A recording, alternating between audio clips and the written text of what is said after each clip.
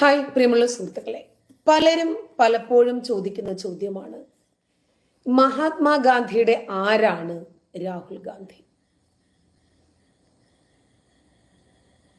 ഇല്ല, എനിക്കങ്ങനെ രാഷ്ട്രീയമില്ല പ്രസാദേ. ലുമിയ, സന്തോഷം.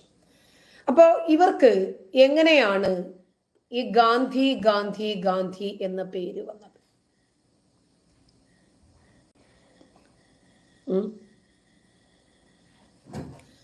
ഇത് എല്ലാവരും ഇപ്പോഴും വിചാരിച്ചിരിക്കുന്നത് മഹാത്മാഗാന്ധിയുടെ എന്തോ ചെറുകുട്ടിയാണ് രാഹുൽ ഗാന്ധി എന്നാണ്. ഇവര് സത്യം പറഞ്ഞാൽ ഈ ഗാന്ധി വികാരം മാക്സിമം ഉപയോഗപ്പെടുത്തുമായിരുന്നു. മോൻ കരാട്ടയ്ക്ക് പോയില്ലേ? എന്താ സാരമില്ല മോൻ, അവിടെ നിന്ന് പോയാൽ മതിയായിരുന്നല്ലോ. പൊയ്ക്കോ, വിളിച്ചു പറയാം ഞാൻ. പൊയ്ക്കോ.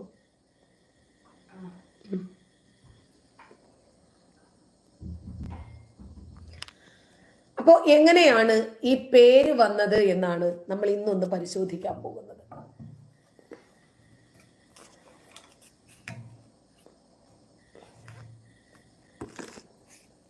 ഒരു വ്യക്തിയെ സംബന്ധിച്ചിടത്തോളം അവരുടെ ജാതി ഏതാണ്, മതം ഏതാണ്, രാഷ്ട്രീയം ഏതാണ് എന്നൊന്നും ചോദിക്കേണ്ട കാര്യമേ ഇല്ല.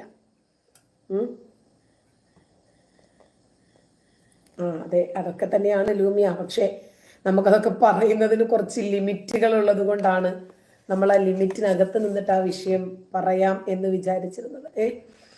നമ്മുടെ ഇന്ത്യക്ക് സ്വാതന്ത്ര്യം നേടിത്തന്ന മഹാത്മാഗാന്ധിയെ കുറിച്ച് കൂടുതൽ വിവരങ്ങളൊന്നും അധികമാർക്കും അറിയില്ല. മഹാത്മാഗാന്ധിയാണ് സ്വാതന്ത്ര്യം നേടിത്തന്നത് എന്നൊക്കെ പറയാറുണ്ടെങ്കിലും അതിന്റെ പിന്നിലെ ചരിത്രങ്ങളെ ഒന്നും തേടി ആരും ഇതുവരെ പോയിട്ടില്ല. ഒന്നാമത്തെ കാര്യം, രാഷ്ട്രപിതാവാണ്. അദ്ദേഹത്തെ സംബന്ധിച്ച് എന്തെങ്കിലും പറഞ്ഞാൽ രാജ്യദ്രോഹ കുറ്റം തലയിൽ വരുമോ എന്ന ഭയമുണ്ട്. ചരിത്ര താളുകളിൽ നമ്മൾ പഠിച്ചതിനും അപ്പുറം ഒരുപാട് കാര്യങ്ങൾ ഗാന്ധിയെ കുറിച്ച് പറയാനുണ്ട്.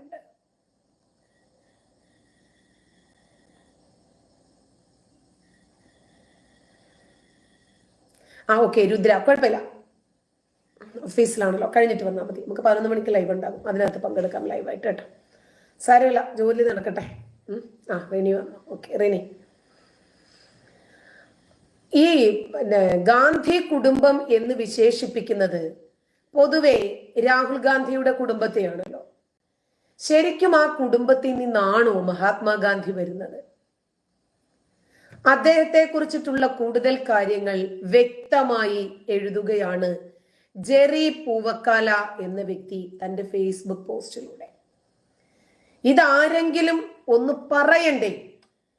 ജനങ്ങൾക്ക് കാര്യങ്ങളൊന്ന് മനസ്സിലാകണ്ടേ? ഇന്നും ആരോടാണെങ്കിലും ശരി, പബ്ലിക് ഒപ്പീനിയൻ എടുക്കുന്ന ആളുകൾ ഗാന്ധിജിയുടെ ആരാണ് രാഹുൽ ഗാന്ധി, ഗാന്ധിജിയുടെ ആരാണ് രാജീവ് ഗാന്ധി, ഇന്ദിരാഗാന്ധിയും മഹാത്മാഗാന്ധിയും തമ്മിലുള്ള ബന്ധം എന്താണ് എന്ന് ചോദിച്ചാൽ പാപ്പയാണ്, മകളാണ്, ചെറുകുട്ടിയാണ്, അങ്ങനെയൊക്കെയാണ് സാധാരണഗതിയിൽ പറയാറുള്ളത്.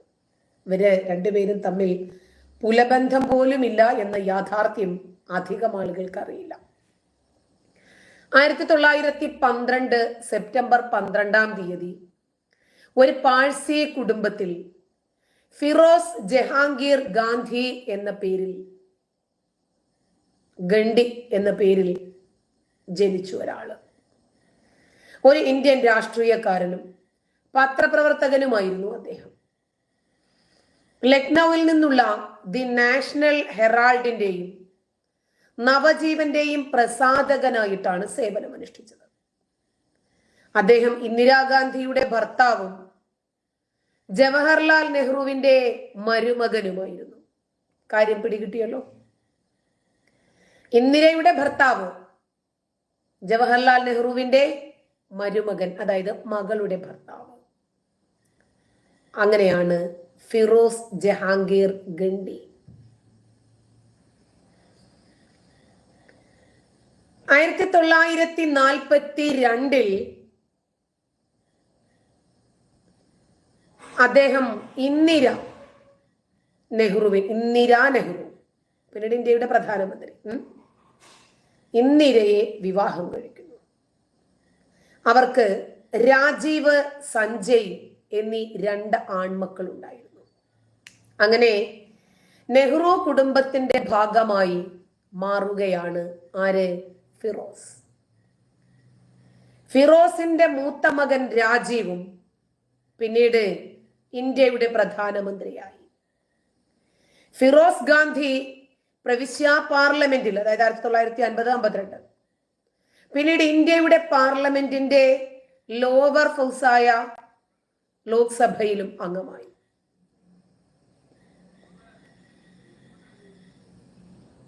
ആയിരത്തി 1930 കോൺഗ്രസ് സ്വാതന്ത്ര്യ സമര സേനാനികളുടെ വിഭാഗമായ വാനർ സേന രൂപീകരിച്ചു.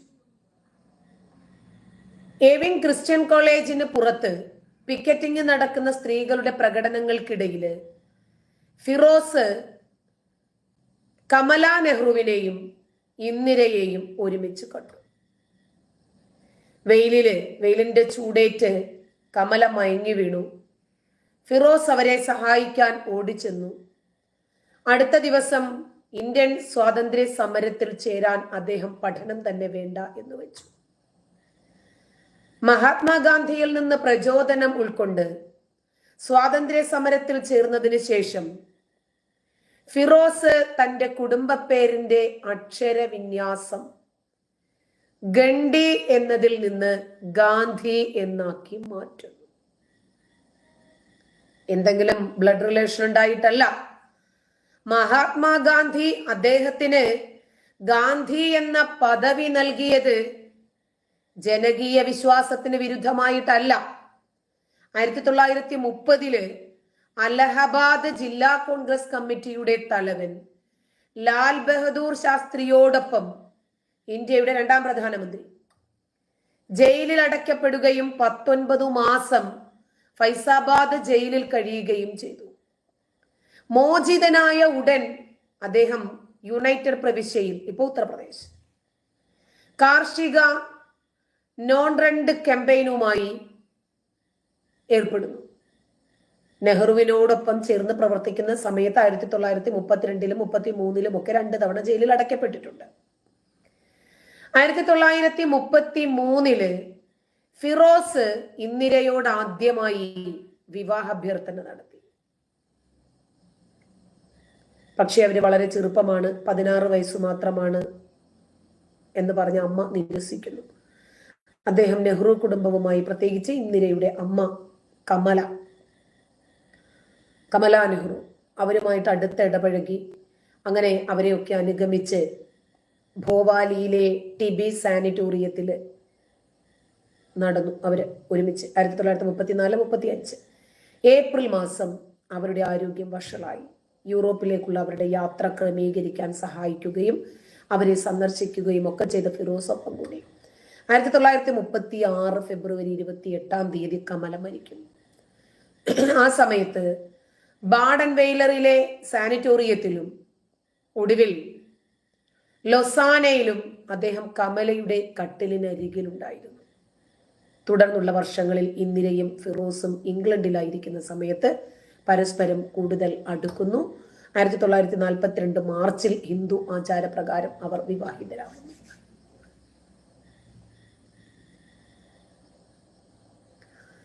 ഇന്ദിരയുടെ പിതാവായ ജവഹർലാൽ നെഹ്റു അവരുടെ വിവാഹത്തെ എതിർക്കുന്നു. യുവദമ്പതികളെ പിന്തിരിപ്പിക്കാൻ മഹാത്മാഗാന്ധിയെ സമീപിക്കുന്നു. പക്ഷേ ഫലമുണ്ടായില്ല. 1942 ഓഗസ്റ്റിൽ ക്വിറ്റ് ഇന്ത്യ സമരത്തിനിടയിൽ വിവാഹം കഴിഞ്ഞ് 6 മാസത്തിനുള്ളിൽ ദമ്പതികൾ അറസ്റ്റിലാകുന്നു, ജയിലിൽ അടയ്ക്കപ്പെടുന്നു. അലഹബാദിലെ നൈനി സെൻട്രൽ ജയിലിൽ 1 വർഷത്തോളം തടവിലായിരുന്നു. ഇന്ത്യയുടെ സ്വാതന്ത്ര്യത്തിന് ശേഷം വരും വർഷങ്ങൾ സുഖപ്രദമായ ഗാർഹിക ജീവിതമായിരുന്നു ദമ്പതികൾക്ക്. 1944-ലും 1946-ലും രാജീവ്, സഞ്ജയ് എന്നീ 2 ആൺമക്കളൊക്കെ ജനിക്കുന്നത് ആ സമയത്താണ്. സ്വാതന്ത്ര്യാനന്തരം ജവഹർലാൽ നെഹ്റു ഇന്ത്യയുടെ ആദ്യത്തെ പ്രധാനമന്ത്രിയാകുന്നു. ഫിറോസും ഇന്ദിരയും അവരുടെ 2 ചെറിയ കുട്ടികളുമായി അലഹബാദിൽ സ്ഥിരതാമസമാക്കി. ഫിറോസ് തന്റെ അമ്മായിയപ്പൻ സ്ഥാപിച്ച ദി നാഷണൽ ഹെറാൾഡിന്റെ മാനേജിംഗ് ഡയറക്ടറായി. ഇതിൽ നിന്ന് നിങ്ങൾക്ക് എന്തു മനസ്സിലായി?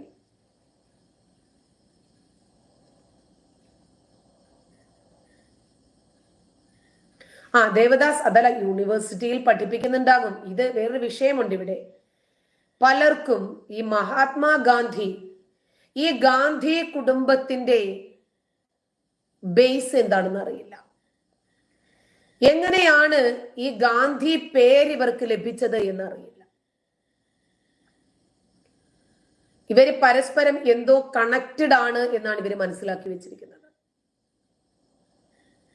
മഹാത്മാഗാന്ധിയുടെ ആരോ ആണ്, പേരക്കുട്ടിയാണെന്നൊക്കെയാണ് പൊതുവെ ഇവർ പറയാറുള്ളത്.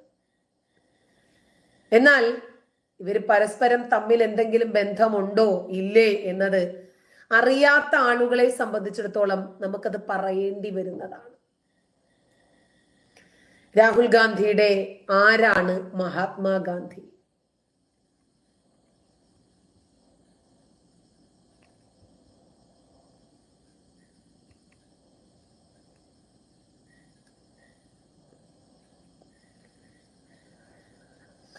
എന്തിനാണെന്നറിയാം ഇത് പിന്നെയും പറയേണ്ടി വരുന്നത്.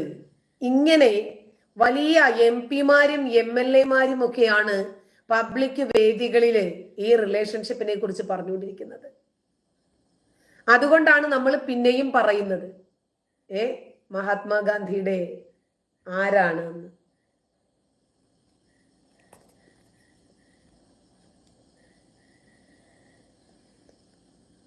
ഒരുപാട് പബ്ലിക് ഒപ്പീനിയൻ കണ്ടു, ഒരുപാട്.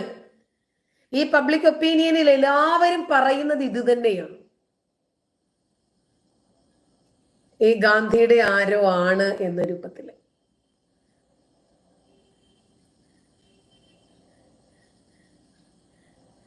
ആരായാലും നമുക്ക് എന്താ എന്നൊന്നും പറഞ്ഞങ്ങ് പോകരുത്. എന്നാ പിന്നെ നമ്മൾ എന്തിനാണ് ഇത്തരം വിഷയങ്ങളൊക്കെ ചർച്ച ചെയ്യുന്നത്?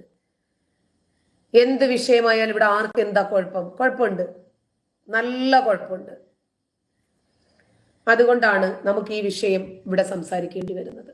ധനുഷ് താമസിച്ചൊന്നുമില്ല, നമ്മൾ തുടങ്ങിയിട്ട് തന്നെ ഉള്ളൂ.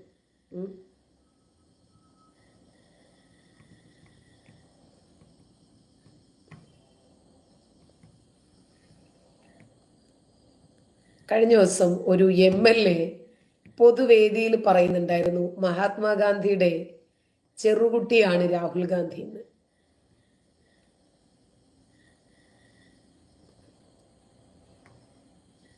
ഞാൻ മുമ്പ് ഫേസ്ബുക്കിൽ അതിനെ കുറിച്ചിട്ടൊരു പോസ്റ്റ് എഴുതിയിട്ടുണ്ടാവും, ഞാൻ അതാ നോക്കുന്നത്, കിട്ടിയില്ല.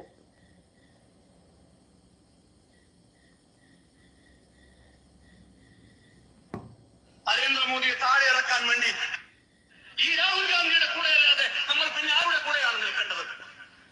നരേന്ദ്രമോദിയെ താഴെ ഇറക്കാൻ വേണ്ടി വേറെ ആരാണ് ഈ രാജ്യത്തുള്ളത്? തന്നെ മുറുമുത്തച്ഛൻ RSSകാരന് വെടിയുണ്ടേറ്റു ഈ രാജ്യത്തെ ഹിന്ദു മുസ്ലിം മതമൈത്രിക്ക് വേണ്ടി നിലകൊണ്ടതിന്റെ പേരിൽ RSSകാരന് വെടിയുണ്ടേറ്റ് പടഞ്ഞു വീണ് മരിച്ച കഥകൾ കേട്ട് വളർന്ന, മഹാത്മാഗാന്ധിയുടെ മരണത്തിന്റെ കഥകൾ കേട്ട് വളർന്ന ഒരു പ്രിയപ്പെട്ട മകൻ രാഹുൽ ഗാന്ധി. മഹാത്മാഗാന്ധി തമ്മിൽ എന്താ ബന്ധം?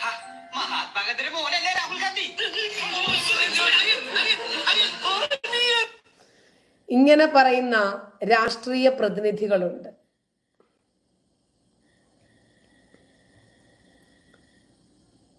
ഇതാരാ പറഞ്ഞത് നിങ്ങൾക്ക് കേട്ടല്ലോ. മുമ്പ് ഇത് നരേന്ദ്രമോദി വളരെ വ്യക്തമായിട്ട് പറഞ്ഞിരുന്നു, എൻ്റെ കയ്യിൽ ഉണ്ടായിരുന്നത്. ഇദ്ദേഹം മാത്രമല്ല, പല ആളുകളും പറഞ്ഞിട്ടുണ്ട്.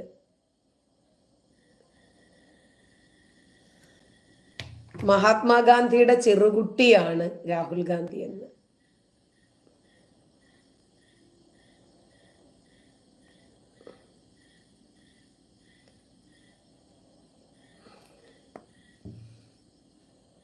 ഫിറോസിന്റെ മകൻ, അദ്ദേഹത്തിന്റെ മകൻ, ഫിറോസും മഹാത്മാഗാന്ധിയും തമ്മിൽ എന്താണ് ബന്ധം?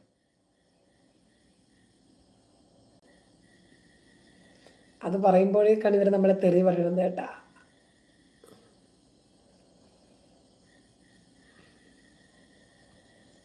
അല്ലെങ്കിൽ അവരുടെ ഹിസ്റ്ററി ഉണ്ടായിരുന്നു, നോക്കിയിട്ട് കാണുന്നില്ല. സാരമില്ല, ഏതാണ്ട് നിങ്ങൾക്ക് കാര്യം മനസ്സിലായിട്ടുണ്ടല്ലോ. കാര്യം മനസ്സിലാക്കുക എന്നത് മാത്രമേ ഇതിനകത്ത് ലക്ഷ്യമുള്ളൂ. ശരി, ഇരിക്കട്ടെ. അപ്പൊ ഇങ്ങനെ പറയുന്ന ആളുകൾ ഉണ്ട് എന്ന് മനസ്സിലായില്ലേ? മഹാത്മാഗാന്ധിയുടെ ചെറുകുട്ടിയാണ് രാഹുൽ ഗാന്ധി എന്ന് പറയുന്ന ആളുകളുണ്ട്. അതാണ് ചോദ്യം. നെഹ്റുവിന്റെ ആരാണ് എന്ന ചോദ്യം അവിടെ നിൽക്കുകയാണ്.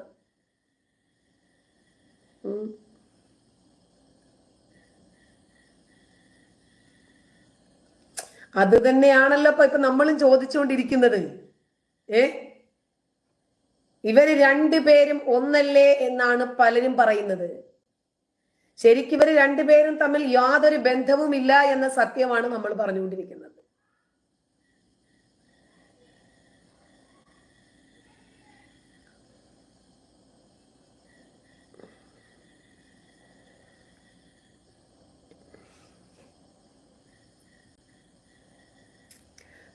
അത് മാത്രമല്ല, ഈ ഗാന്ധി വൈകാരികതയുണ്ടല്ലോ, അതിനെ ഒന്ന് ആളി കത്തിച്ചാണ് ഇത്രയും കാലവും കോൺഗ്രസ് നിലനിന്നിരുന്നത്.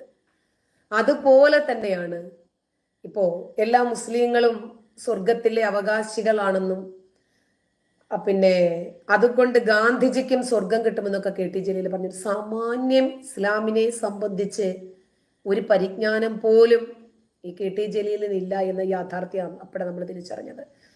സ്വർഗം, നരകം, ഭൂമി, ചന്ദ്രൻ, ഈ പ്രപഞ്ചം സൃഷ്ടിച്ചവൻ പടച്ചോനാണ്, ഇതെല്ലാം സൃഷ്ടിച്ചത് പടച്ചോനാണ്. ആ പടച്ചോൻ അറിയാം അദ്ദേഹത്തിന്റെ സ്വർഗം ആർക്ക് കൊടുക്കണമെന്ന്. അതിനകത്ത് എന്താണെങ്കിലും ഗാന്ധിജി ഇല്ല. അത് തീരുമാനിക്കാനുള്ള അധികാരം ജലീലിനില്ല.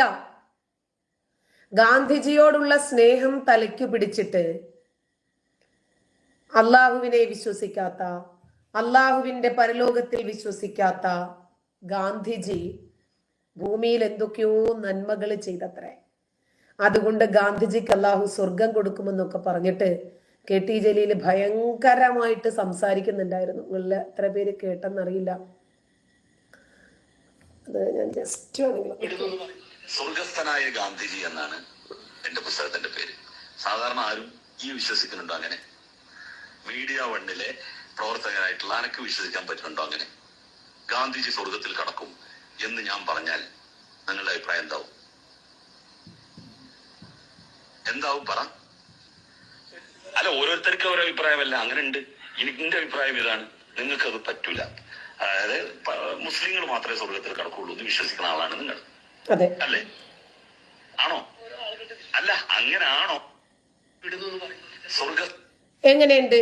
ജലീലിന്റെ സ്വർഗത്തിൽ ഗാന്ധിജിയുണ്ട്, ഖുർആനിന്റെ സ്വർഗത്തിൽ ഗാന്ധിജിയില്ല.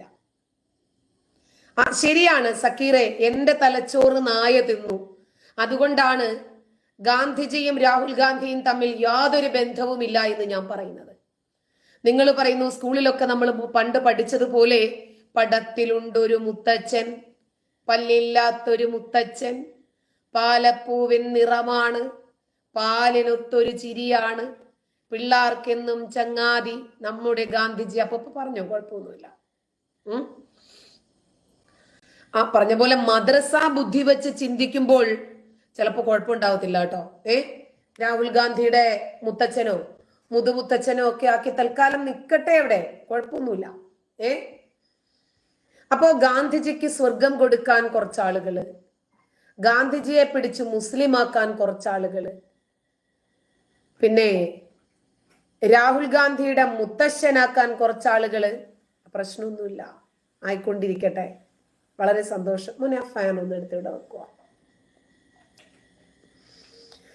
അല്ല ദേവദാസേ, ജലീലിനെ മൈൻഡ് ചെയ്യണോ വേണ്ടേ എന്നുള്ളതല്ല, ഇവര് ഏത് വികാരത്തെയാണ് ഇവിടെ എടുത്ത് യൂസ് ചെയ്യുന്നത് നോക്കിക്കേ. ഗാന്ധിജി എന്ന വികാരം, കോൺഗ്രസിന്റെ വികാരം, ഇത് പറഞ്ഞിട്ടാണ് എല്ലാ കാലവും ഇവര് വോട്ട് തട്ടിയിരുന്നത്. മഹാത്മാഗാന്ധിയുടെ വധത്തിന് പിന്നില് RSS ആണെന്ന് ഇവര് പറഞ്ഞില്ലേ?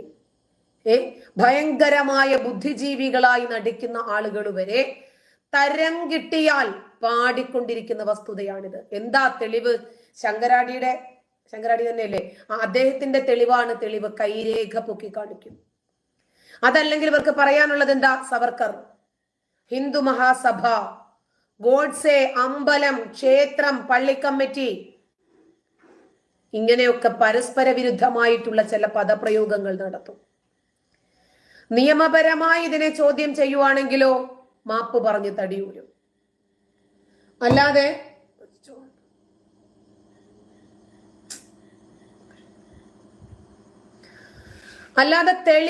തെളിവുകളൊന്നും ചോദിക്കരുത്. അതിന്റെ അടിസ്ഥാനത്തിൽ ഒരു രേഖയും ഇവർക്ക് തരാനുണ്ടാകില്ല. ആരോപണം തെളിയിക്കാൻ ഇന്നേ കാലം വരെ സാധിച്ചിട്ടില്ല എന്നത് യാഥാർത്ഥ്യമാണ്. മോനെ കഴിച്ചിട്ട് പോ. ഇല്ല, രാത്രി കുറെ കഴിഞ്ഞിട്ടേ കഴിക്കത്തുള്ളൂ. കഴിച്ചോ. 1948 മുതൽ നാളിതുവരെ ഇവർ ചുമ്മാ ഇങ്ങനെ പറഞ്ഞുകൊണ്ടേ ഇരിക്കുവാണ്. RSS ആണ്, സാരമില്ല, അങ്ങനെ പറഞ്ഞാലാണ് കുറച്ച് റേറ്റിംഗ് കിട്ടുക. ഏത് കേസിലും പ്രതികളെ തീരുമാനിക്കുന്നത് വിവിധ ഘട്ടങ്ങളിലൂടെയും വേട്ടക്കാരന്റെയും ഇരയുടെയും മതവും രാഷ്ട്രീയവും നോക്കിയിട്ടാണ്. ഇവിടെ സാഹചര്യ തെളിവുകളോ സാക്ഷിമൊഴികളോ ഇതൊന്നും ഇവിടെ പ്രശ്നമില്ല. ഭൗതിക തെളിവുകൾ, കോടതിയുടെ നിർദ്ദേശം, അന്വേഷണ കമ്മീഷന്റെ കണ്ടെത്തൽ, വ്യക്തി, സംഘടന, പ്രതിസ്ഥാനത്ത് നിരത്താൻ ആരുണ്ട് എന്നുള്ള തത്രപ്പാടിലാണ് ആളുകൾ. ദില്ലിയിലെ തുഗ്ലക് റോഡ് പോലീസ് സ്റ്റേഷനിൽ 64/48 എന്ന നമ്പറിൽ രജിസ്റ്റർ ചെയ്യപ്പെട്ട കേസിന്റെ നാൾ വഴികൾ ഇന്നേ വരെ ആരെങ്കിലും തുറന്നു വെച്ച് നിങ്ങൾ കണ്ടിട്ടുണ്ടോ? ഉണ്ടോ? പിന്നീടുണ്ടായ അന്വേഷണ കമ്മീഷനോ ഗാന്ധി വധവുമായി RSSനെ ബന്ധിപ്പിക്കാനുള്ള ഒരു തരിമ്പും തെളിവ് പോലും കണ്ടെത്തിയിട്ടില്ല എന്നതാണ് യാഥാർത്ഥ്യം. പിന്നെ വായി തോന്നിയതങ്ങ് പാടി നടക്കുന്നു ചില ആളുകൾ എന്നത് മാത്രമേ ഉള്ളൂ. 149 സാക്ഷികളെയാണ് ഈ കേസിൽ വിസ്തരിച്ചത്. അവരാരും സംഘത്തിന് ഗാന്ധി വധത്തിൽ പങ്കുണ്ടായിരുന്നില്ല. അവരാരും മൊഴി നൽകിയിട്ടുമില്ല. പിന്നീട് പ്രധാനമന്ത്രിയായി മാറിയ മൊറാർജി ദേശായി അടക്കമുള്ളവർ സാക്ഷി പട്ടികയിൽ ഉണ്ടായിരുന്നു. അന്ന് അദ്ദേഹം ബോംബെ ആഭ്യന്തരമന്ത്രിയായിരുന്നു എന്ന് തോന്നുന്നു. RSSനെ മുളയിലെ നുള്ളിക്കളയാൻ വേണ്ടി വ്യഗ്രത പൂണ്ടിരുന്ന നെഹ്റു പ്രധാനമന്ത്രിയായിരിക്കുന്ന സമയത്താണ് കേസ് അന്വേഷിച്ച് ഫയൽ ക്ലോസ് ചെയ്യുന്നത്. അന്വേഷണ ഉദ്യോഗസ്ഥരാരും സംഭവവുമായി സംഘത്തിന് ബന്ധമുണ്ട് എന്ന് അന്നുപോലും ആരോപിച്ചിട്ടില്ല. പ്രതികളുടെ രാഷ്ട്രീയ ബന്ധത്തെ പറ്റി കുറ്റപത്രത്തിൽ നിരവധി വെളിപ്പെടുത്തലുകൾ ഉണ്ടായിട്ടും RSSനെ പറ്റി മാത്രം പരാമർശം ഇല്ലാത്തതിനെ കുറിച്ച് വിമർശകർ മൗനം പാലിച്ചു. കുറ്റപത്രം കോടതിയിൽ വായിച്ചു. അത് കേട്ട പ്രതികൾ പലവിധ തർക്കങ്ങൾ ഉന്നയിച്ചപ്പോഴും RSSന്റെ ബന്ധത്തെ പറ്റി ചൂണ്ടിക്കാണിച്ചിട്ടേയില്ല. 149 സാക്ഷികളുടെ 700 പേജ് വരുന്ന മൊഴികളിൽ ഹാജരാക്കപ്പെട്ട 404 രേഖകളിൽ RSSനെ ഗാന്ധി വധവുമായി ബന്ധിപ്പിക്കുന്ന ഒരു തെളിവ് പോലും ഉണ്ടായിരുന്നില്ല. മാപ്പ് സാക്ഷിയായ ദിഗംബർ ബാഡ്ജെ ഒരിടത്തും മറ്റു പ്രതികൾക്ക് RSSന്റെ പശ്ചാത്തലമുള്ളതായിട്ട് മൊഴി നൽകിയിട്ടില്ല. ക്രോസ് വിസ്താരത്തിനിടയിൽ വാദിഭാഗവും പ്രതിഭാഗം വക്കീലന്മാരുമൊക്കെ ആരും ഇതുപോലെ ഒരു പരാമർശം നടത്തിയിട്ടുമില്ല. കേസ് നടത്തിപ്പിന് വേണ്ടി ഹിന്ദു മഹാസഭ രൂപീകരിച്ച ഡിഫൻസ് കമ്മിറ്റിയിൽ RSS ബന്ധമുള്ള ആരും തന്നെ സഹകരിച്ചതായിട്ടും രേഖകളിലില്ല. എന്നാൽ Balagangadhara തിലകന്റെ ചെറുമകൻ GV Khedkar defence കമ്മിറ്റിയിലും jail മോചിതരായ പ്രതികൾക്ക് സ്വീകരണം ഒരുക്കുന്ന കമ്മിറ്റിയിലും പ്രവർത്തിച്ചതായിട്ട് തെളിവുകളുണ്ട്. ആ സ്വീകരണ ചടങ്ങിലും സംഘപ്രവർത്തകർ പങ്കെടുത്തിട്ടില്ല. എന്നിട്ടും RSSന്റെ പേര് ഗാന്ധി വധത്തിലേക്ക് വലിച്ചിഴച്ച് സംഘത്തെ നിരോധിക്കുന്നതുവരെ എത്തി കാര്യങ്ങൾ. ഈ ഗാന്ധി വധവുമായി ബന്ധപ്പെട്ട് ഡൽഹി പോലീസ് 7 റെയ്ഡുകളാണ് നടത്തിയത്. അതിൽ ഒരെണ്ണം അന്നത്തെ ദില്ലി നഗർ സംഘചാലക് ഹരിചന്ദിന്റെ വീട്ടിലായിരുന്നു. പക്ഷേ ഗാന്ധി വധവുമായി ബന്ധപ്പെട്ട ഒരു രേഖയും അവിടെ നിന്ന് കണ്ടെടുക്കാൻ സാധിച്ചില്ല. 1 വർഷത്തിന് ശേഷം സംഘത്തിന് മേലുള്ള നിരോധനം നിരുപാധികം കേന്ദ്ര സർക്കാർ പിൻവലിക്കുകയാണ്. 1966 കേന്ദ്ര സർക്കാർ ജീവൻ ലാൽ കപൂറിനെ ഗാന്ധി വധത്തെ പറ്റി അന്വേഷിക്കാൻ ചുമതലപ്പെടുത്തി.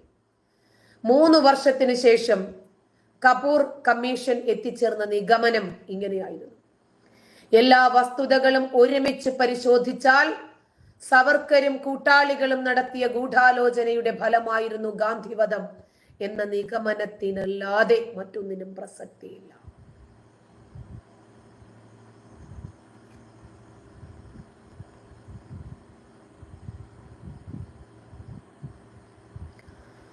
അല്ല, സിജോ കുനിനിയിൽ നിന്നെ ഞാനിവിടെ ചോദ്യോത്തര വേദിക്ക് വല്ലതും വിളിച്ചിരുന്നോ?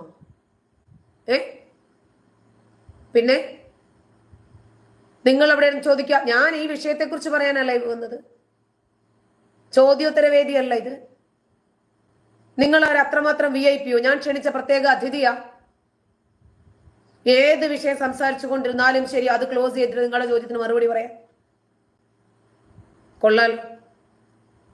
നിങ്ങൾ പലപ്പോഴും അരോചകമായി പല കാര്യങ്ങളും പറയുമ്പോൾ മൈൻഡ് ചെയ്യാതെ വിടുകയും ചിലതിനൊക്കെ റെസ്പോണ്ട് ചെയ്യുകയും ചെയ്തപ്പോഴേക്ക് തലേ കയറല്ലേ. ഒരു വിഷയത്തെക്കുറിച്ച് ഡീപ്പായിട്ട് സംസാരിച്ചുകൊണ്ടിരിക്കുമ്പോഴേക്ക് എന്നെ മൈൻഡ് ചെയ്തില്ലെങ്കിൽ എന്ത് മര്യാദ? തൽക്കാലം ഇതാണ് എന്റെ മര്യാദ. ഞാൻ ലൈവ് വന്നത് എന്റെ ഒരു വിഷയത്തെക്കുറിച്ച് സംസാരിക്കാനാണ്. ആ വിഷയത്തെക്കുറിച്ച് സംസാരിക്കും, ഞാൻ ലൈവിൽ നിന്ന് പോകും. മര്യാദ പഠിപ്പിക്കാൻ വേറെ ഏതെങ്കിലും സ്ഥലം നോക്ക്, ചെല്ല. എന്നിട്ടും RSSനെ ഗാന്ധി വധവുമായി ബന്ധപ്പെടുത്തുക എന്നത് ഒരു മുൻകരുതൽ എടുക്കുകയാണ് ഇവര്. ഉത്സവപ്പറമ്പിലെ പഴയ പോക്കറ്റടിക്കാരന്റെ അതേ തന്ത്രം. ഗാന്ധി വധവുമായി ബന്ധപ്പെട്ട സംശയങ്ങൾ, ചോദ്യങ്ങൾ, ഇതൊന്നും ഉയരരുത്. നേരത്തെ തന്നെ പറഞ്ഞുറപ്പിച്ചിരുന്ന ചില കുടില കുടുംബാംഗങ്ങളുടെ തീരുമാനമായിരുന്നു ഇതിന് പിന്നിൽ.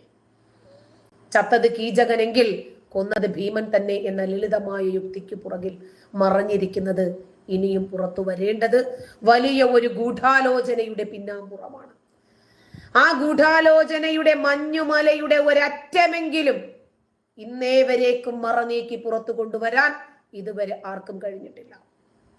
അതുകൊണ്ട് ചില ചോദ്യങ്ങൾ ചോദിച്ചു കൊണ്ടേയിരിക്കണം. ഗാന്ധി വധം നേരിട്ട് കണ്ട മനു, ആഭ ഇവരെ സാക്ഷികളായി വിസ്തരിക്കാതിരുന്നത് എന്തുകൊണ്ടാണ്?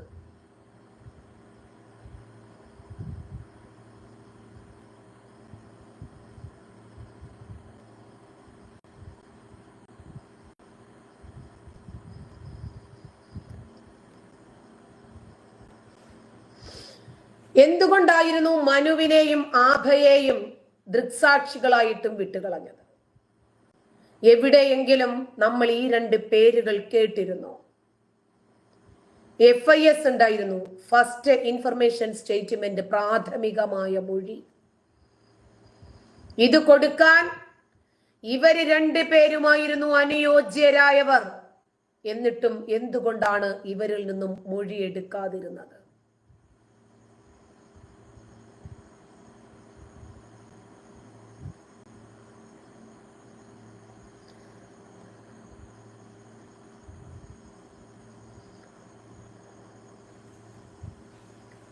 DNA അയാളെടുത്തും കളഞ്ഞേരെ.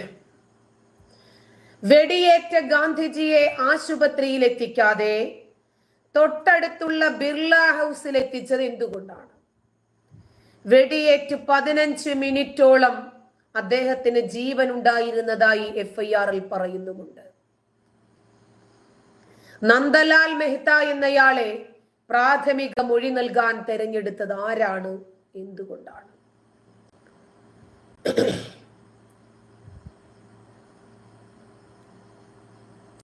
അയാളെ എടുത്തങ്ങ് കളഞ്ഞേരെ. എന്തിനാ അയാളെ വെച്ചോണ്ടിരിക്കുന്നത്?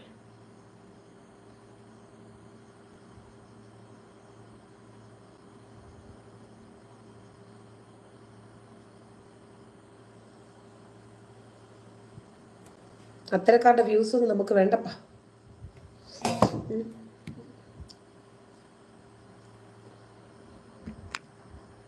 നമ്മുടെ ചർച്ചയെ അലോസരപ്പെടുത്തുക എന്ന ലക്ഷ്യത്തോടു കൂടിയാണ് വരുന്നത്.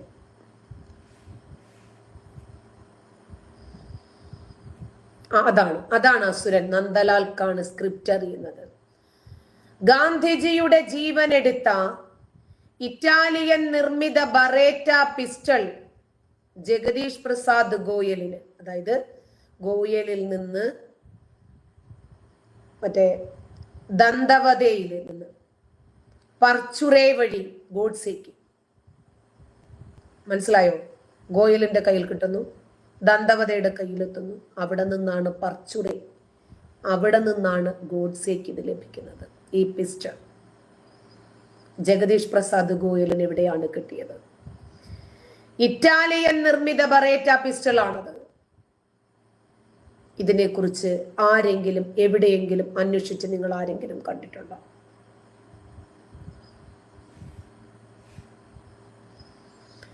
ഗാന്ധി കൊല്ലപ്പെടുമെന്ന് വിവരമുണ്ടായിട്ടും സുരക്ഷ ഒരുക്കാത്തതിന് കാരണം എന്താണ്? ഗാന്ധിജി സമ്മതിക്കില്ല എന്നതൊരു ഫാക്ടറാണ്.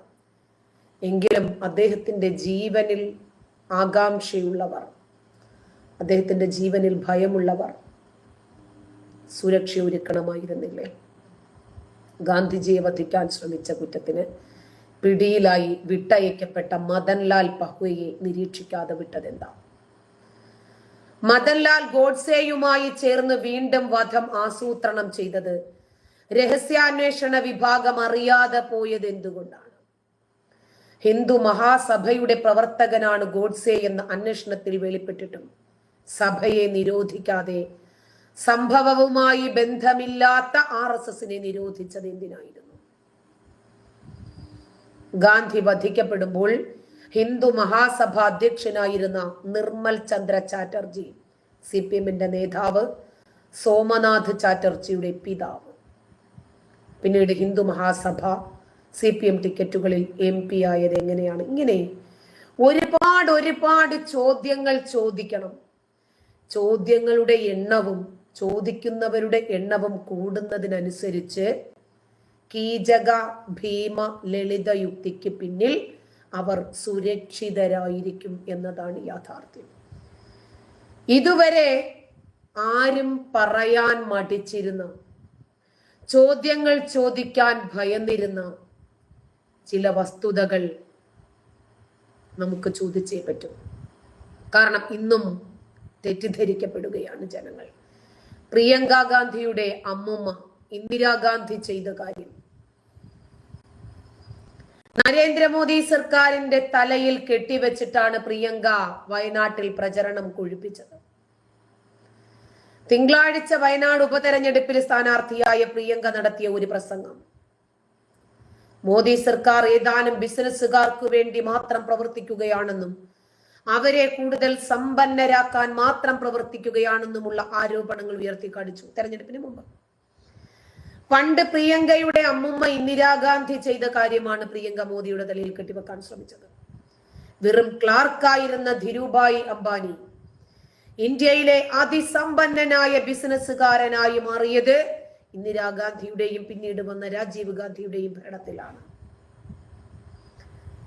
ആഡൻ എന്ന ബ്രിട്ടീഷ് കമ്പനിയിലെ, ഇന്നത്തെ യമനിലായിരുന്നു ഈ കമ്പനി, ക്ലാർക്ക് പദവിയിൽ നിന്നും ഇന്ത്യയിലെ പോളിസ്റ്റർ രാജകുമാരനായി തുണിരംഗത്ത് റിലയൻസ് എന്ന കമ്പനി ഉയർന്നു പൊങ്ങിയത് ഇന്ദിരാഗാന്ധിയുടെ ഭരണകാലത്താണ്. വെറും 8 വർഷത്തിനുള്ളിൽ ധീരുഭായ് അംബാനിയുടെ വളർച്ച നാടകീയമായി വളർന്നു. എന്തേ അത് പറയാതെ പോകുന്നത്?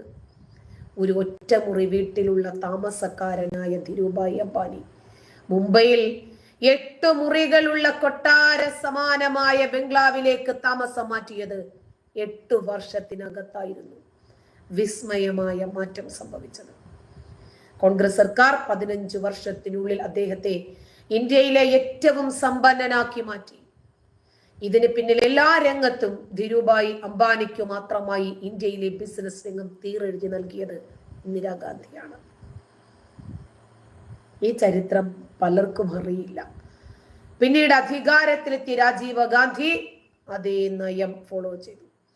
ഇന്ന് വയനാട്ടില് പ്രിയങ്ക ഗാന്ധി സ്വന്തം അമ്മൂമ്മയും അച്ഛനും ഒക്കെ ചെയ്ത കുറ്റം മോദി സർക്കാരിന്റെ തലയിൽ കെട്ടിവെച്ചുകൊണ്ടിരിക്കുക. മോദിയുടെ കാലത്ത് ഏതാണ്ട് എല്ലാ ബിസിനസ്സുകാർക്കും ബിസിനസ് പകുത്തു നൽകി. അദാനി, അംബാനി, ടാറ്റ, എയർടെൽ, ആനന്ദ് മഹീന്ദ്ര, കൊട്ടാക്ക് മഹീന്ദ്ര, ബിർള എല്ലാം തഴക്കവും പഴക്കവും വന്ന ബിസിനസ്സുകാര് മാത്രമല്ല ഇവരൊന്നും. ബിസിനസ് രംഗത്തേക്ക് ചുവടുവെച്ച സെറോദയുടെ ഉടമ നിഖിൽ കാമത്ത്, അതുപോലെ ഒല കമ്പനിയുടെ ഉടമ ഭവിഷ് അഗർവാൾ, നിരവധി സ്റ്റാർട്ടപ്പ് ഉടമകൾക്കും നന്നായി വളരാൻ സാധിക്കുന്ന ഒരു സാഹചര്യം മോദി ഉണ്ടാക്കിയെടുത്തു.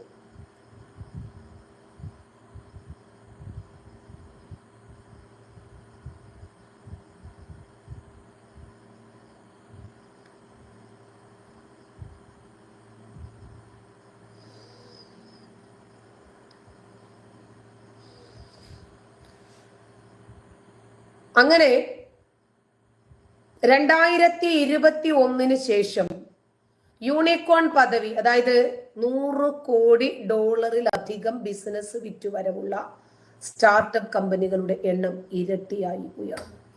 മോദി ഭരിച്ച 2014 മുതൽ 2022 വരെയുള്ള കാലഘട്ടത്തിൽ ഇന്ത്യയിലെ ആളോഹരി വരുമാനം $5000 എന്ന നിലയിൽ നിന്ന് $7000 ഉയർന്നു. കൂടുതൽ ഇടത്തരക്കാർ സമ്പന്നതയിലേക്ക് ഉയർന്നത് ഈ കാലത്താണ്. പെട്രോൾ ഡീസൽ വില വർദ്ധിപ്പിക്കാതെ പിടിച്ചു നിർത്തുക വഴി വിലക്കയറ്റത്തെ പിടിച്ചു നിർത്തുന്നതിന് വേണ്ടി എവിടെയാണോ വിലക്കുറവിന് പെട്രോളും ഡീസലും കിട്ടുന്നത് അത് വാങ്ങി ശേഖരിക്കുക എന്ന സാഹസികമായിട്ടുള്ള ഒരു കർമ്മ പദ്ധതിയാണ് രാജ്യത്തെ ജനങ്ങൾക്ക് വേണ്ടി മോദി സർക്കാർ അന്ന് നടപ്പിലാക്കിയത്. കോവിഡ്, റഷ്യ ഉക്രൈൻ യുദ്ധം, ഇസ്രായേൽ പലസ്തീൻ സംഘർഷം, യുദ്ധം, ഇതൊക്കെ കാരണം പല രാജ്യങ്ങളും സാമ്പത്തിക മാന്ദ്യത്തിലേക്കും പ്രതിസന്ധിയിലേക്കും കൂപ്പുകുത്തിയ സമയത്ത് ഇന്ത്യ പിടിച്ചു നിന്നു. ശ്രീലങ്ക, പാകിസ്ഥാൻ, ബംഗ്ലാദേശ് ഇവിടങ്ങളിലൊക്കെ സാമ്പത്തിക പ്രതിസന്ധി കലാപങ്ങളിൽ അവസാനിച്ചപ്പോൾ ഇന്ത്യ ശാന്തമായി നിലകൊണ്ടത് നരേന്ദ്രമോദി സർക്കാരിന്റെ കരുതലിന്റെ ഭാഗമായിരുന്നു. പൊതുമേഖലാ സ്ഥാപനങ്ങളുടെ മൂല്യം ഉയർത്താൻ മോദി സർക്കാരിന് സാധിച്ചു എന്നത് യാഥാർത്ഥ്യം. കൊച്ചിൻ ഷിപ്പ്യാർഡ്, FACT, അതുപോലെ HAL, ബെമൽ, ഭാരത് ഇലക്ട്രോണിക്സ്, ഇങ്ങനെ ലാഭത്തിലേക്ക് കുതിച്ച പൊതുമേഖലാ സ്ഥാപനങ്ങളുടെ ഓഹരി വില കുതിച്ചുയർന്നത് ഈ കാലയളവിലായിരുന്നു. റെയിൽവേ രംഗം ആധുനികവൽക്കരണം കൊണ്ടുവന്നു. വന്ദേ ഭാരത് എന്ന വിമാന സമാനമായ ട്രെയിൻ മാത്രം മതി മോദി സർക്കാരിന്റെ മുഖമുദ്ര എന്താണ് എന്ന് മനസ്സിലാക്കാൻ. റെയിൽവേ രംഗത്തുള്ള നിരവധി പൊതുമേഖലാ സ്ഥാപനങ്ങൾ വലിയ നേട്ടങ്ങൾ കൊയ്തത് ഈ കാലയളവിലാണ്. RVNL, Titagarh, wagons, IRCTC, IRFC, അതുപോലെ RITES, IRCON international, Jupiter wagons, container corporation India തുടങ്ങിയ നിരവധി പൊതുമേഖലാ റെയിൽവേ കമ്പനികളിൽ നേട്ടമുണ്ടായി. ആപ്പിൾ കമ്പനിയുടെ ഐഫോൺ, ഇലക്ട്രോണിക് ഉപകരണങ്ങൾ തുടങ്ങി നിർമ്മാണ രംഗത്ത് ശക്തമായ ചുവടുവയ്പ് നടത്തുന്ന ഇന്ത്യയിലേക്ക് കൂടുതൽ ആഗോള കമ്പനികൾ എത്തിച്ചേരാൻ ഇന്നും ശ്രമിച്ചുകൊണ്ടിരിക്കുന്നു. ചൈനയ്ക്കു പകരം ഇന്ത്യ എന്ന മുദ്രാവാക്യം പാശ്ചാത്യ ലോകത്തൊരു തരംഗമാക്കി മാറ്റാൻ നരേന്ദ്രമോദി സർക്കാരിന് സാധിച്ചിട്ടുണ്ട്. യാഥാർത്ഥ്യങ്ങൾ ഇങ്ങനെയൊക്കെ ആയിരിക്കുമ്പോഴും മോദി സർക്കാർ അദാനിയെയും അംബാനിയെയും മാത്രം വളർത്തുന്നു, അതല്ലെങ്കിൽ ഏതെങ്കിലും ബിസിനസ്സുകാരെ മാത്രം വളർത്തുന്നു എന്ന ആരോപണവുമായി പ്രിയങ്ക വയനാട്ടിൽ വന്നത് ചിലപ്പോ എനിക്ക് തോന്നുന്നു ഈ ചരിത്രങ്ങൾ ആരോ എഴുതി കൊടുത്തത് വായിച്ചത് കൊണ്ടായിരിക്കും. അമ്മുമ്മ എന്താണ് ചെയ്തത് എന്ന് മനസ്സിലാക്കാതെ, നരേന്ദ്രമോദി എന്താണ് ചെയ്തത് എന്ന് മനസ്സിലാക്കാതെ അങ്ങ് ചെയ്തു പോയതാ. ഇത് വോട്ട് ഉറപ്പിക്കാൻ വേണ്ടിയിട്ട് ഗാന്ധി കുടുംബം മുസ്ലിം ജനസംഖ്യ കൂടുതലുള്ള പ്രദേശങ്ങളെ തെരഞ്ഞെടുക്കുന്നതിന് മുമ്പ് BJP വക്താവ് ഈ പ്രദീപ് ഭണ്ഡാരി ആരോപിച്ചിരുന്നു. പ്രിയങ്ക വയനാട്ടിൽ നാമനിർദ്ദേശ പത്രിക സമർപ്പിച്ചതിന് പിന്നാലെയായിരുന്നു അദ്ദേഹം ഈ ആരോപണവുമായിട്ട് വന്നത്. തെരഞ്ഞെടുപ്പിൽ മത്സരിക്കാൻ ഗാന്ധി കുടുംബം തെരഞ്ഞെടുക്കുന്നത് എവിടെയാ? മുസ്ലിം വോട്ടുകൾ 30%, അതല്ലെങ്കിൽ അതിൽ കൂടുതലുമുള്ള ഒരു സ്ഥലം. വയനാട്ടിൽ മത്സരിക്കാനുള്ള പ്രിയങ്ക ഗാന്ധിയുടെ തീരുമാനത്തിന് പിന്നിൽ എന്തായിരുന്നു? സഹോദരൻ രാഹുലിന്റെ സ്വാധീനം. ഉയർന്ന ശതമാനം മുസ്ലിം വോട്ടുകൾ ഉണ്ടല്ലോ ഈ മേഖലയിൽ. തന്റെ സഹോദരൻ രാഹുൽ ഗാന്ധി അവിടെ നിന്ന് മത്സരിച്ചെന്നും അദ്ദേഹത്തിന് 90% മുസ്ലിം വോട്ടുകൾ ലഭിച്ചെന്നും പ്രിയങ്കയ്ക്ക് അറിയാം. ഈ വോട്ടിൽ ജയിക്കാൻ തന്നെയാണ് പ്രിയങ്ക വയനാട്ടിലേക്ക് ഓടി വന്നത്. ഞാനൊരു സ്ത്രീയാണ്, എനിക്ക് പോരാടാൻ കഴിയും, ഇതൊക്കെ തന്നെയാണല്ലോ അവർ പറഞ്ഞത്. എന്നാൽ യു പിയിൽ കോൺഗ്രസിന്റെ എല്ലാം ഇഷ്ടപ്പെട്ടത് എന്തുകൊണ്ടാണ്? അവരുടെ വോട്ട് ബാങ്ക് അവിടെ രക്ഷിക്കാൻ സാധിക്കാതെ പോയത് എന്തുകൊണ്ടാണ്? അപ്പോൾ വികസനം വയനാടിന് മതിയോ? നിങ്ങളെ വോട്ട് ചെയ്ത് വിജയിപ്പിച്ച റായ്ബറേലി പോലെയുള്ള സ്ഥലങ്ങളിലൊക്കെ വേണ്ടേ നിങ്ങളുടെ ഒരു പ്രതിബദ്ധത? വോട്ട് ചെയ്ത് വിജയിപ്പിച്ചവരോടുണ്ടാകുമല്ലോ നമുക്കൊരു കൂറും നന്ദിയും പ്രതിബദ്ധതയും ഒക്കെ. അതൊന്നും വേണ്ടേ? വേറൊരു രസകരമായ ഒരു സംഭവം ഈ വിഷയത്തിലുണ്ടായി. സ്വീകരണ വേദിയും പരിസരവും ഒക്കെ മുസ്ലിം ലീഗിന്റെ പച്ചയിൽ മുങ്ങി. അതോടെ പ്രസംഗിക്കാതെ പ്രിയങ്ക ഗാന്ധി മടങ്ങി. ഇത് കേട്ട് മുസ്ലിം ലീഗ് പ്രവർത്തകരും കോൺഗ്രസ് പ്രവർത്തകരും ഒക്കെ ഏറ്റുമുട്ടാനുള്ള സാഹചര്യമായി. മാധ്യമങ്ങൾ തന്ത്രപൂർവ്വം ഈ വാർത്തയൊക്കെ അങ്ങ് മുക്കി. വയനാട് ലോക്സഭാ മണ്ഡലത്തിന്റെ ഭാഗമായിട്ട് മാനന്തവാടി നിയമസഭാ മണ്ഡലത്തിലെ ഒരു തരുവണയിലാണ് പച്ചക്കൊടി താരങ്ങളാൽ അലങ്കരിച്ച സ്വീകരണ വേദി പ്രിയങ്ക ഒഴിവായി പോയത്. പ്രിയങ്കയുടെ പര്യടനം ഇവിടെ നേരത്തെ തന്നെ തീരുമാനിച്ചതായിരുന്നു. റോഡ് ഷോ ആയിരുന്നു പ്രിയങ്ക തീരുമാനിച്ചിരുന്നത്. ലീഗ് ഒരുക്കിയ വേദിയിലേക്ക് പ്രിയങ്ക വന്നില്ല. ഈ തിരുവണയിലെ ലീഗ് ഒരുക്കിയ വേദി പച്ചക്കൊടികളാൽ നിറഞ്ഞിരിക്കുമായിരുന്നു. പ്രിയങ്ക സംസാരിച്ചില്ല. ലീഗ് ഒരുക്കിയ വേദിയിൽ എത്തിയില്ല. ഇതില് അസംതൃപ്തരായ ലീഗ് പ്രവർത്തകര് പ്രതിഷേധം ഉയർത്തി. ലീഗും കോൺഗ്രസും തമ്മിൽ ഏറ്റുമുട്ടാൻ ഒരു സാഹചര്യം ഉണ്ടായി. ഇതിന് പിന്നാലെ ലീഗ് പ്രവർത്തകരും അതുപോലെ ടി സിദ്ദീഖ് MLA ഒക്കെ ആയിട്ട് ഇതിന് പിന്നാലെ വാക്കേറ്റം ഉണ്ടാകുന്നു. സ്ഥാനാർത്ഥി പോയതിന്റെ തൊട്ടുപുറകെ കോൺഗ്രസ് ലീഗ് പ്രവർത്തകർ പരസ്പരം ചേരിതിരിഞ്ഞ് ഉന്തം തള്ളും ഒക്കെ ഉണ്ടായി. മുമ്പ് വയനാട്ടിലെ കോൺഗ്രസ് റാലികളിൽ ലീഗിന്റെ കൊടി ഉപയോഗിക്കരുത് എന്ന് കോൺഗ്രസ് നേതൃത്വം നിർദ്ദേശിച്ചിട്ടുണ്ടായിരുന്നു. പക്ഷെ ഇത്തവണ ആ വിലക്കിനെ ഒക്കെ വകവെക്കാതെ വയനാട്ടില് പ്രചരണ പരിപാടികളിൽ ലീഗ് കൊടി ഉപയോഗിച്ച്, കാരണം നമുക്ക് ജയിക്കുക എന്ന ഒരേ ഒരു സ്ട്രാറ്റജി ആണല്ലോ ഇവിടെ ഉപയോഗിക്കുക. അതിന് ഗാന്ധിവധമായിരുന്നാലും മുത്തച്ഛൻ അറിയാതെ പോയ, ഒരിക്കലും ചിന്തിക്കാതെ പോയ ചെറുകുട്ടിയായിരുന്നാലും ഇതൊക്കെ നമ്മൾ മനസ്സിലാക്കിയിട്ടുള്ള വസ്തുത തന്നെയാണല്ലോ. ഇത്തരം ചില ചരിത്ര യാഥാർത്ഥ്യങ്ങൾ ഇനിയുമുണ്ട്. മോഹൻദാസ് കരംചന്ദ് ഗാന്ധിയെ കുറിച്ച് നമുക്കിനിയും ചില വിഷയങ്ങൾ സംസാരിക്കേണ്ടതുണ്ട്. വഴിയെ വരട്ടെ, നമുക്കത് ചെയ്യാം.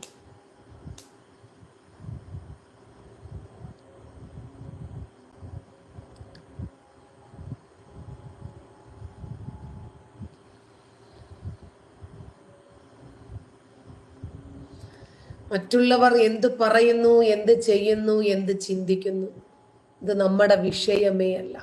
നമ്മുടെ വിഷയം നമ്മൾ എന്ത് ചെയ്യുന്നു, നമ്മൾ എന്ത് പറയുന്നു, നമ്മൾ എന്ത് ചിന്തിക്കുന്നു. അവരത് പറയും, അവരിത് പറയും എന്ന് കരുതി നമുക്ക് പറയാനുള്ളത് പറയാതെ പോകാനും തീരുമാനമില്ല. പറയേണ്ടത് അവരുടെ ജോലിയാണ്. അവരത് പറഞ്ഞോട്ടെ, നമുക്ക് നമ്മുടെ ജോലി ചെയ്യാം. അപ്പോൾ 11 മണിയാകുമ്പോഴേക്ക് വന്നേക്കണം. ഇന്നലെ 11 മണിക്ക് വന്നേട്ടോ. ഇന്നും എന്താണെങ്കിലും വരും. അപ്പോൾ നമുക്കിനി വീണ്ടും കാണാം. നന്ദി.